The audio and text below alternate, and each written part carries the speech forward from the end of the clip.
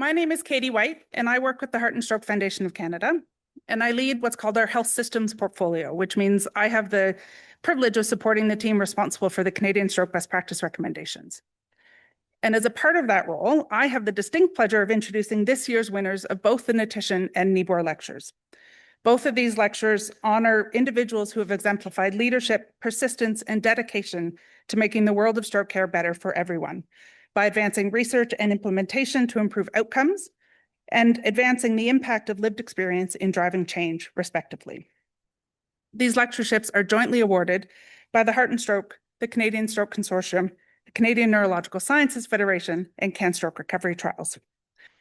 It is now my great pleasure to introduce the Nieboer Lecture winner, Sharon Gilroy-Dreher. Sharon's story is a powerful reminder that stroke doesn't always look the way we expect.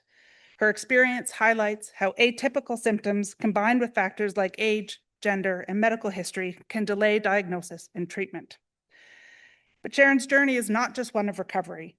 It is also defined by self-advocacy, resilience, and leadership. She has since become a nationally recognized advocate for women's cardiovascular and cerebrovascular health. She brings lived experience directly into research as a patient partner, contributing to numerous research projects, and plays an active role in shaping stroke research, policy, and patient engagement across this country. She serves on the Stroke Go Red Initiative, the Canadian Stroke Patient Engagement Council, and the Executive Steering Committee for the Canadian Women's Heart Health Alliance, among many other contributions, including many talks here this weekend. The lecture, the Nieboer Lecture, is named in honor of Louise and Frank Nieboer, champions of people with lived experience and passionate advocates for improved systems of care, services, and support to help people living with stroke pursue meaningful and engaged lives. Sharon exemplifies these values through her work, amplifying women's unique experiences with stroke and championing patient engagement in research and care. Please join me in welcoming Sharon Gilroy-Dreher. I'm deeply honored to deliver the Louise and Frank Nieboer Lecture today. What a legacy they left us. For over 30 years, they set the bar as great advocates for patients and families. Thank you to Heart and Stroke, the CanStroke Recovery Trials Platform, Canadian Stroke Consortium, and the Canadian Neurological Sciences Federation for selecting me for this award. A special thanks to the wonderful champions who wrote letters of support. I'm not going to get teary. Amy Yu, Erin Mazerol, Holly Vogel, Moira Teed, Patrice Lindsay, and the inaugural Nieboer lecturer, fellow patient, partner, and friend, Jennifer Monahan.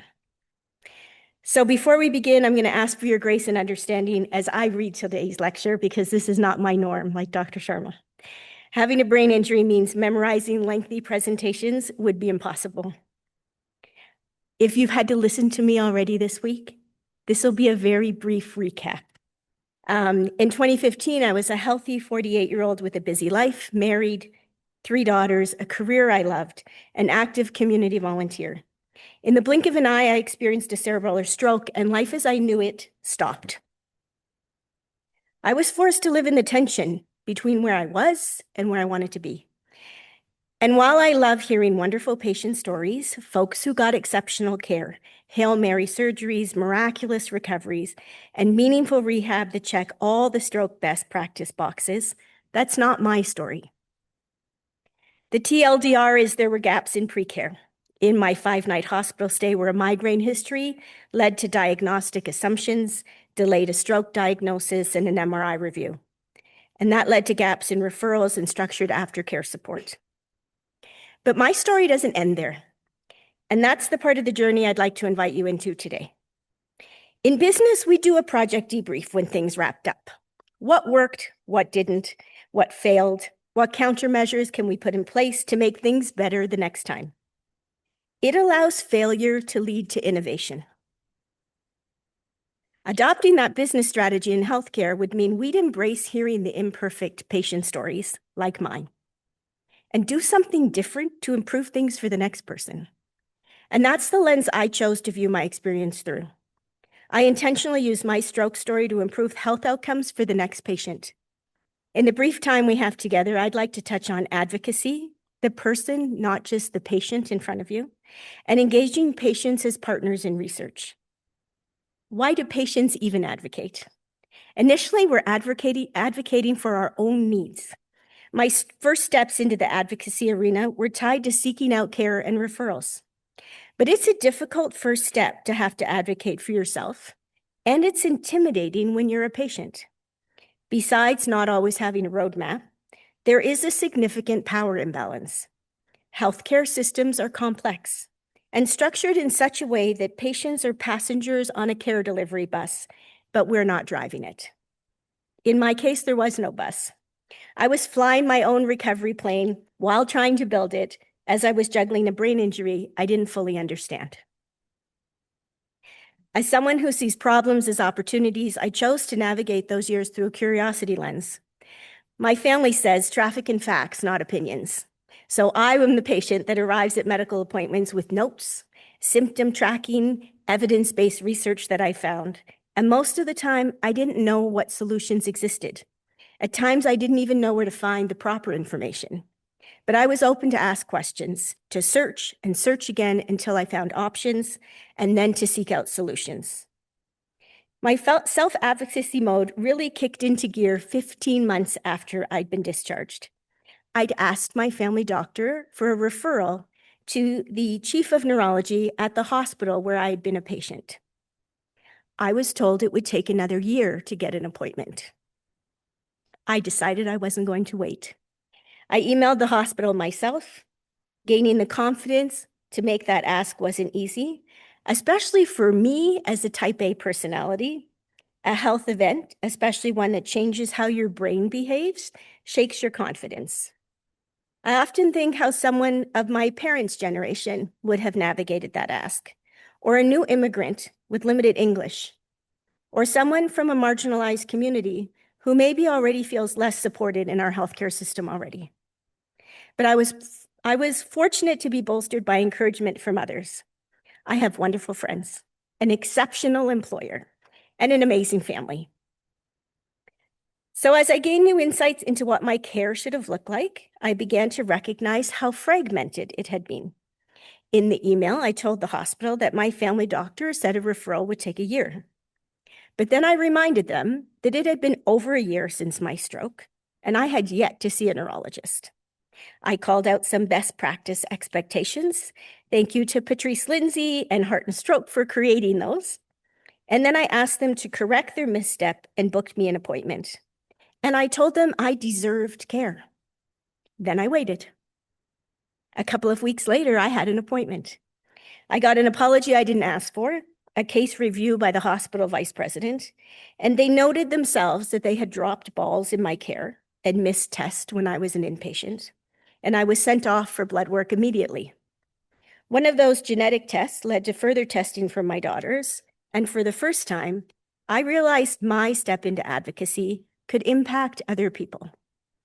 You can support patients on their advocacy journey, help shift the power imbalance, encourage them to take an equal lead in their own care, encourage them to ask you questions, let them know it's okay after the appointment to message you with a question or leave a message. Then encourage them to consider roles beyond advocating for their own care. Let them know there are roles for patients in system advocacy. Hospital patient family caregiver committees. I'd never heard of them. Legislative advocacy with national organizations like CanStroke and Heart and Stroke, and patient partner roles on your research teams. Remind them to speak from their scars, not their scabs. There is real emotional labor in sharing personal health experiences publicly, and that healing has to come first. But sharing also delivers meaning for patients. It provides an internal strength and a feeling of empowerment. And when they're ready, if they're interested, share information about organizations that offer patient opportunities to stretch their advocacy wings. Organizations like the Canadian Women's Heart Health Alliance, which is focused on heart and brain connection, where I hold a seat on the Executive Steering Committee as the co-chair of advocacy. This is a volunteer network of over 350 Canada-wide experts and advocates, physicians and specialists, nurses and allied health professionals, researchers and scientists, trainees, and students. I think we've captured everyone in the room. And engaged women with lived experience make up almost 20% of their membership. The Canadian Women's Heart Health Alliance is a powerhouse of an organization working to improve women's cardiovascular health across the lifespan, recognizing that when we dismantle silos around heart and brain health, we can tackle cardiovascular disease more effectively.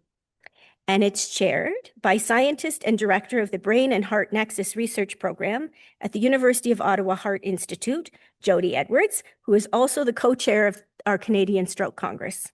And I'm sure Jody would love to chat with you about how you can join too. Then remind your patients to check in with other organizations.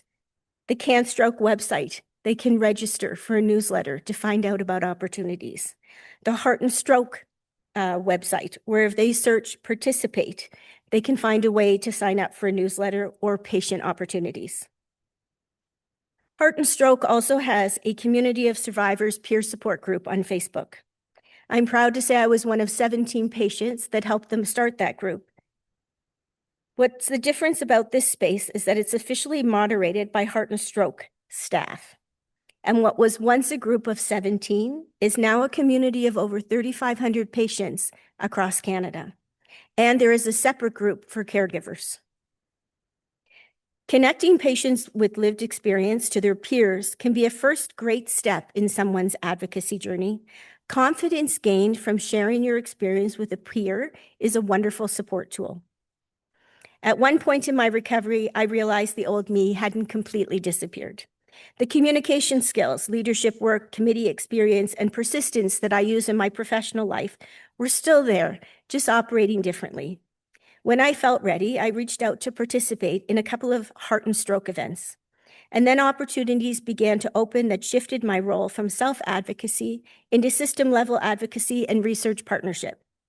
Over time, I've engaged in national panels and best practice review, patient-reported outcome work, collaborative research focused on stroke and cardiovascular health. And a few roles that stick out to me are being an invited plenary speaker at the Canadian Stroke Congress in 2019. It was my first time speaking publicly about my stroke experience on a panel focused entirely on stroke care in women. And being a plenary speaker at the Canadian Women's Heart Health Summit virtually during COVID in 2021, sharing how severe preeclampsia affected my family across generations, casting a long shadow on all of our cardiovascular health. These roles reinforce that lived experience is not an add-on. It changes what questions get asked in the first place. And through all that work, I've met incredible people like you, which led to being an invited patient partner on over a dozen research grant applications. And I am proud to be currently working on the research team as a patient partner with Amy Yu on Stroke Go Red. All this to say opportunities lead to other opportunities, so please share resources for newsletters and promote research opportunities for patient partners. Post them in your hospital, in your clinics, in your exam rooms. Invite patients to engage on your research teams as patient partners who are equal members, not just as subjects in your study, or offer to connect them with your peers who are doing research. As a healthcare provider, you can be our biggest cheerleader, and your encouragement means the world. As patients, we are more than our diagnosis. Today, you see a stroke survivor in front of you, and a tired one at that. After 3 busy days of learning and speaking, my brain processing is not at peak performance. My speech may slur, I don't even notice it. My balance is off base, my memory likely missing the mark. But I like to remember that life is a tapestry. There are so many vibrant threads that are part of your life and mine. Standing here, I'm a wife and a mother. I'm a nana and sister. I'm a friend and a colleague. I'm a paper crafter, and if you've ever been on a Zoom call, I always say, welcome to my craft room. I'm a Disney lover with park visits too many to count. I'm the crazy person at Christmas with 5 full-size trees in the house. And I volunteer in my community where I get my greatest joy. I've raised over $250,000 in remembrance of my mom, who we lost to cardiovascular disease. And I still work, and I hold professional designations, and I continue to have a career. And woven into the fabric of who I am are the resilient threads of advocacy, unbreakable golden threads that I gained as a cerebellar stroke survivor. My stroke is part of my tapestry, but it does not define me. As patients with lived experience, we are so much more than our diagnosis. And sometimes that's hard for our healthcare team to see when we arrive, as I did today, tired, uncoordinated, possibly slurring my speech, left my phone in the bathroom. So I ask you to step back and remember you're treating a person, not just a diagnosis. Worth noting that some patients present so well, they appear to not have deficits, and that can be misleading too, because it's a good day. In my case, over time, I've come to describe my recovery as 80%. But it's important to note that before my stroke, I was a very high-functioning person, cognitively fast, resilient under sustained complexity, accustomed to high cognitive load. Because I returned to work within weeks of my stroke, it only took 4 months to resume my normal work hours, albeit with a modified workload. I can give people the impression that I'm all better. I've been told I look fully recovered, or I never would have guessed you had a stroke if you hadn't told me, or 80% you gets more done than 100% me. But none of that is helpful when you have a hidden disability. What it means is that my 80% recovery stat can be misleading when it's interpreted against a population norm on a test score, rather than against my own original baseline. A comprehensive neuropsych assessment validated what I was experiencing. I have a very large gap between my cognitive capacity and my functional performance. On paper, while I fail some tests and I fall in the low end of average on most, that doesn't tell the real story. What I live with is not simply reduced to average on a test. It's a permanent shift in my capacity relative to where I started. That struggle shows up in stamina, processing speed, how long I can sustain complexity before fatigue sets in, or how many hours or days of downtime I need before I can get back to baseline. The gap is not always visible externally, and when I'm having a well-rested day, it can impact my care because I look great. And I also recognize that many people with lived stroke experience live with far greater physical and cognitive limitations than I do, and advocacy can look quite different depending on someone's capacity, supports, and stage of recovery. So no matter how we appear, struggling or recovered, invite us and engage us. Let us enrich your research teams with both our health lived experience and our life experience. The organizations that engaged me as a patient partner empowered me and elevated my voice. And in doing so, they restored my sense of agency. I am not a healthcare professional, but each time I get a seat at an advocacy or research table, I bring all the parts of me along.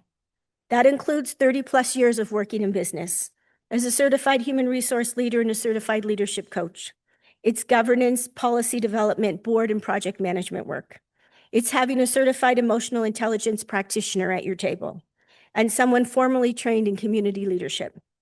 Plus, it's having a patient with lived experience of cerebral stroke who built her recovery plane while she was flying it and gained invaluable experience along the way.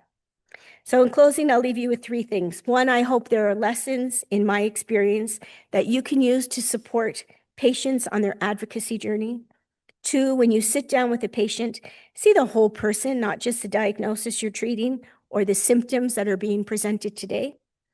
And 3, in the same words I opened Congress with, I invite you to actively engage patients as partners on your research teams, not as subjects, but as experienced and knowledgeable partners at all stages, from idea generation to grant applications, developing data collection tools, and overall study governance. Then partner with us to accelerate the translation of findings into practice. When you engage patients, you benefit from their health experience and their life experience. Lived experience will strengthen the relevance and impact of your work. Together, we can honor Louise and Frank Nieboer's legacy by helping patients step up into advocacy, research, and leadership roles. using personal experience to make a measurable positive impact on stroke recovery and care systems. I hope I've made them proud, and I hope you'll join me. Thank you.